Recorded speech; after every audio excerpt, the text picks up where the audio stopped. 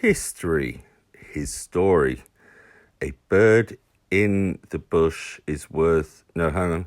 A hand in the Daddy, just start it. Yeah. So history, when did birds and bushes come along? Dave, Daddy, I don't dox me, man. Sorry. Dave, it was around 1840, I think.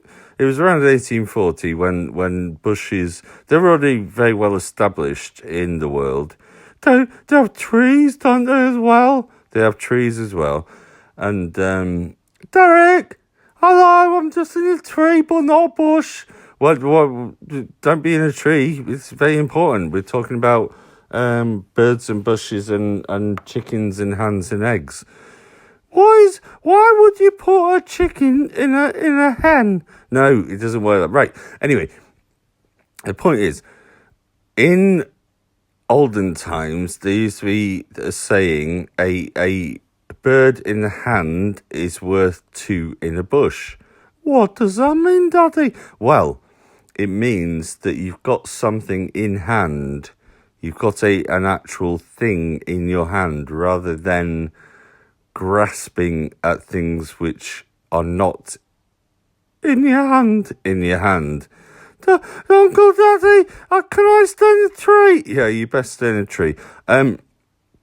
So what happened is the bushes, there were two trees. What's the other saying? That a chicken, don't hatch your chickens before they lay. No, hang on. Don't count your chickens before they hatch. Wow, yeah, that's right. Don't, because sometimes you imagine that, like, say, eggs, yes, with chickens in. Yeah, you.